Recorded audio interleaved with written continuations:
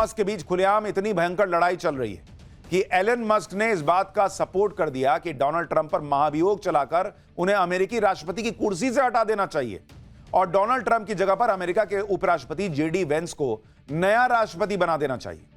सोचिए क्या हालत हो गई है दोनों के बीच। डोनाल्ड ट्रंप का नाम सुनते ही आजकल एलन मस्क का खून खौलने लगता है। जो डोनाल्ड ट्रंप दुनिया भर को धमकाते रहते हैं, उन्हें अब शेर का सवा शेर मिल गया है। मस्क ने तो उल्टे ट्रंप को धमका दिया है कि वो ट्रंप का कच्चा चिट्ठा खोल देंगे। एलन मस्क ने इसकी शुरुआत भी कर दी है। एलन मस्क ने डोनाल्ड ट्रंप की जवानी के दिनों के विवादित वीडियो डालने शुरू कर दिए हैं ट्विटर पर। जेफरी एप्स्टीन अमेरिका के सबसे बड़े सेक्स कांड का गुनहगार था, जिसमें सैकड़ों नाबालिग लड़कियों को शिकार बनाया गया था। जेफरी एप्स्टीन के पास बेशुमार दौलत थी, उसका अपना प्राइवेट आइलैंड था। इस आइलैंड में वो नाबालिग लड़कियों का यौन शोषण करता था और करवाता था। अमेरिका में इस कांड के खुलासे के बाद जेफरी एप्स्टीन को 2019 में अरेस्ट किया गया था और 2019 में ही जेफरी एप्स्टीन ने जेल में आत्महत्या कर ली थी। जेफरी एप्स्टीन के अमेरिका और दुनिया भर में बड़े बड़े लोग दोस्त थे, जो जेफरी एप्स्टीन के प्राइवेट आइलैंड में पार्टी करने जाते थे, जहां नाबालिग लड़कियों को जेफरी एप्स्टीन लाता था।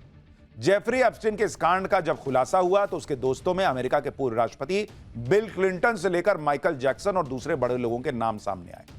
डोनाल्ड ट्रंप की भी जेफरी एप्स्टीन से दोस्ती थी और अब एलन मस्क का दावा है कि एप्स्टीन फाइल्स में ट्रंप का भी नाम था, इसलिए एप्स्टीन फाइल्स को सार्वजनिक नहीं किया गया। जिस दिन यह फाइल सार्वजनिक हो जाएगी, उस दिन डोनाल्ड ट्रंप का कच्चा चिट्ठा खुल जाएगा। यानी एलन मस्क इशारा कर रहे हैं कि डोनाल्ड ट्रंप भी, वो एप्स्टीन वाला जो कांड था नाबालिग लड़कियों वाला, उसमें डोनाल्ड ट्रंप का भी नाम है भाई।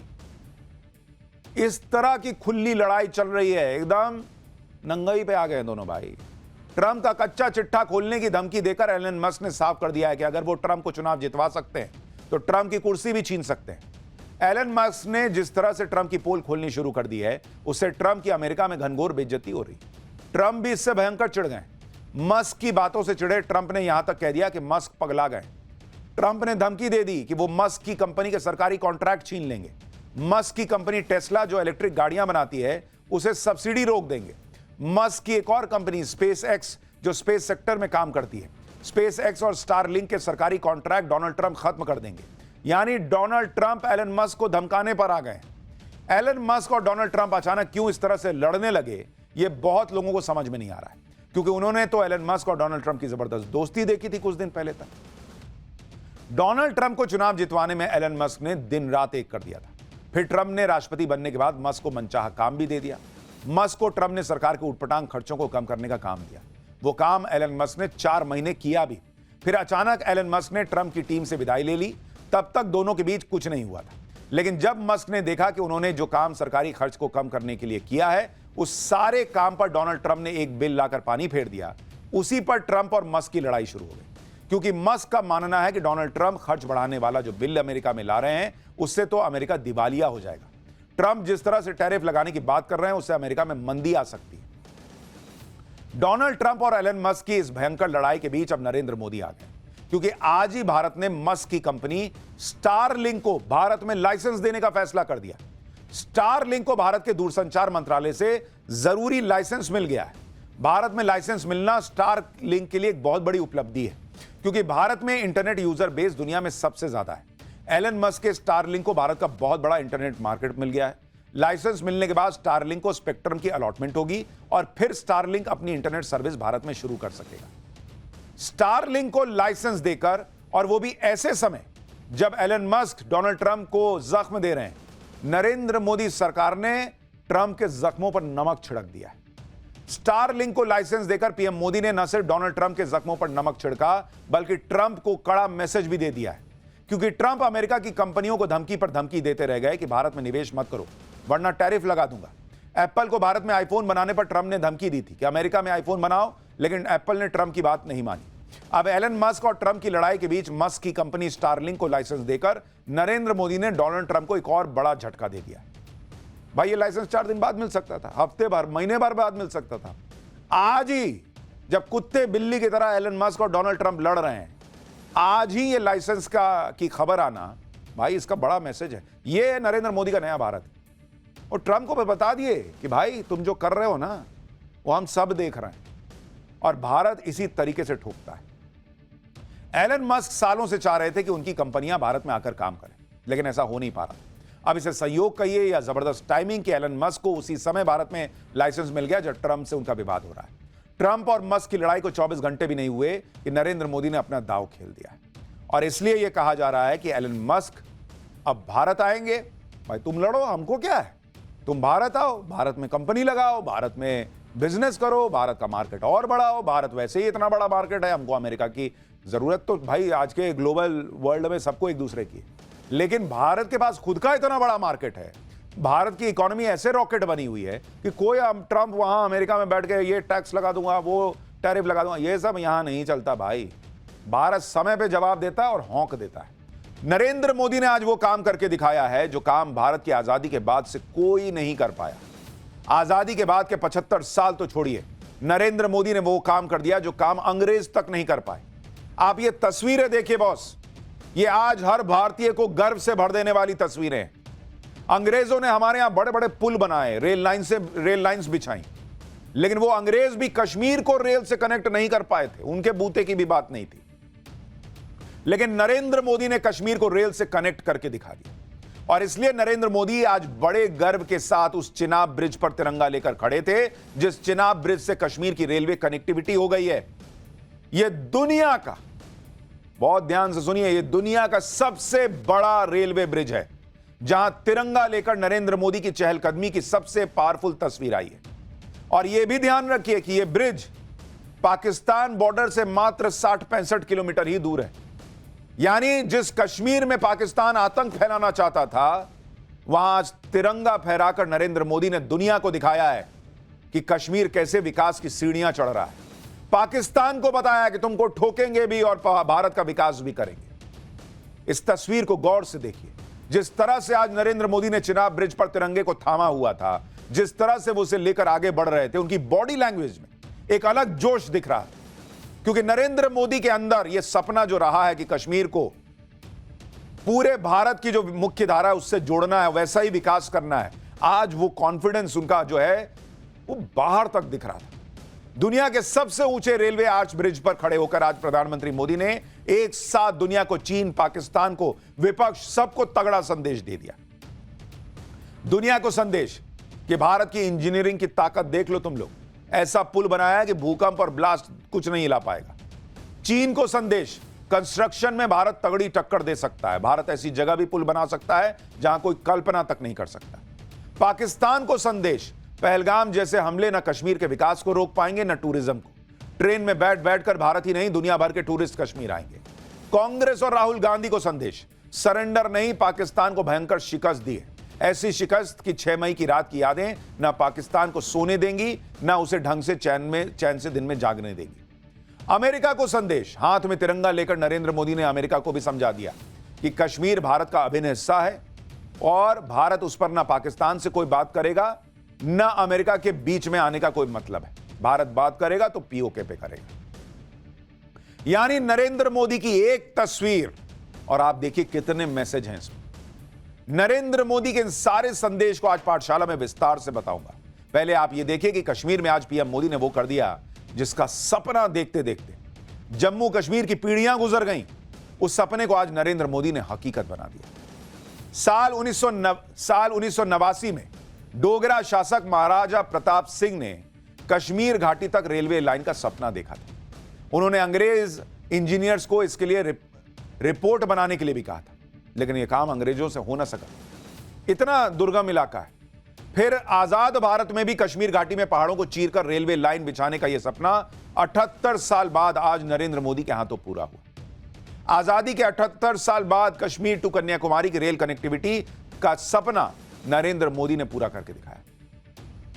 यह बात तो पीएम मोदी भी कहते रहे कि जो काम दशकों से अटके पड़े हैं उन काम को पूरा करने का सौभाग्य उन्हें मिलता है। यही नरेंद्र मोदी के काम करने का स्टाइल है। जिस प्रोजेक्ट का वो शिलान्यास करते हैं उसका उद्घाटन भी करते हैं, और कुछ प्रोजेक्ट जो बरसों से अटके थे उन्हें भी पूरा करने की जिम्मेदारी उठाते और पूरा करके दिखाते हैं। नरेंद्र मोदी ने आज जिस चिनाब ब्रिज का उद्घाटन किया उसकी क्या खासियत है, चिनाब का पुल देखकर चीन और पाकिस्तान के होश कैसे उड़े हुए हैं, पीएम मोदी ने कैसे चीन पर एक नई स्ट्राइक की है, यह सब आपको बताऊंगा। कश्मीर को किस तरह से प्रधानमंत्री नरेंद्र मोदी ने बदल दिया है, आप उसे इस तरह से भी समझिए कि 10 साल पहले तक कश्मीर की पहचान क्या होती थी? पत्थरबाजी। आए दिन वहां पर पथराव होते थे, पत्थरबाजी की तस्वीरें कश्मीर से आया करती थी। लेकिन आज कश्मीर में पत्थर नहीं चलते, वहां बड़े बड़े ब्रिज बन रहे हैं। आज कश्मीर को नरेंद्र मोदी ने कहां लाकर खड़ा कर दिया, आप देखिए। आज कश्मीर की पहचान क्या है? दुनिया का सबसे बड़ा रेलवे ब्रिज। पहले पहचान क्या थी? अरे पत्थर चलते हैं वहां, तो कौन जाएगा कश्मीर। यह हुआ है बदलाव 10 साल में। पत्थर चलाने की प्रथा खत्म हुई और पत्थरों पर मतलब पत्थर को रख रख कर उस पर चढ़कर विकास की नई ऊंचाइयां छूने का काम हुआ है। कश्मीर का ऐसा जबरदस्त विकास देखकर तो पाकिस्तान के होश उड़े हुए हैं। आज नरेंद्र मोदी ने कश्मीर को 46,000 करोड़ की परियोजनाओं की सौगात दी। 46,000 करोड़ रुपए सुनकर ही पाकिस्तान और पीओके में रहने वाले लोग सकते में होंगे, क्योंकि इधर नरेंद्र मोदी कश्मीर में विकास के लिए भयंकर बजट पंप कर रहे हैं, उधर आज ही खबर आई है कि पाकिस्तान ने पीओके के बजट पर कैंची चला दी है। पाकिस्तान के पास सिर्फ आतंकियों को बांटने के लिए पैसे हैं, लेकिन पीओके के विकास के लिए उसके पास पैसा नहीं है। पीओके के लोग अभी आज यही सोच रहे होंगे कि पीएम मोदी जल्द से जल्द पीओके ले लें तो अच्छा है, वहां भी कश्मीर जैसा विकास हो जाए। इसके बारे में विस्तार से आगे बताऊंगा। लेकिन आप देखिए, पाकिस्तान ने भी मान लिया है कि भाई पीओके ज्यादा दिन तो रहेगा नहीं, तो विकास करके क्या फायदा, वहां बजट काट दो। और यहां नरेंद्र मोदी कश्मीर के लिए 46,000 करोड़ की योजनाएं ला रहे हैं। जितना तो पाकिस्तान को भीख मिलने जा रही है पूरा देश चलाने के लिए, उतना अकेले नरेंद्र मोदी कश्मीर को दे रहे हैं कि लो और बनाते हैं कश्मीर को शानदार। आज आपको यह भी बताऊंगा कि भारत तो बड़े बड़े पुल बना रहा है, कंगाल पाकिस्तान क्यों गटर के ढक्कन चुरा रहा है। लेकिन पहले आप देखिए कि आज पीएम मोदी ने कश्मीर में क्या किया, कश्मीर को कौन कौन सी सौगात दी। पीएम मोदी ने आज उधमपुर एयरपोर्ट स्टेशन पर पहले वो गए, वहां से वो चॉपर के जरिए चिनाब ब्रिज पर पहुंचे। चिनाब ब्रिज का उद्घाटन करने के बाद उन्होंने अंजी ब्रिज का उद्घाटन किया। इन ब्रिज के उद्घाटन से कटरा से श्रीनगर के बीच ट्रेन कनेक्टिविटी अब संभव हो पाएगी और ट्रेन के जरिए कश्मीर भारत से जुड़ जाएगा। इसके बाद पीएम मोदी ने कटरा से श्रीनगर के लिए वंदे भारत ट्रेन को हरी झंडी दिखाई।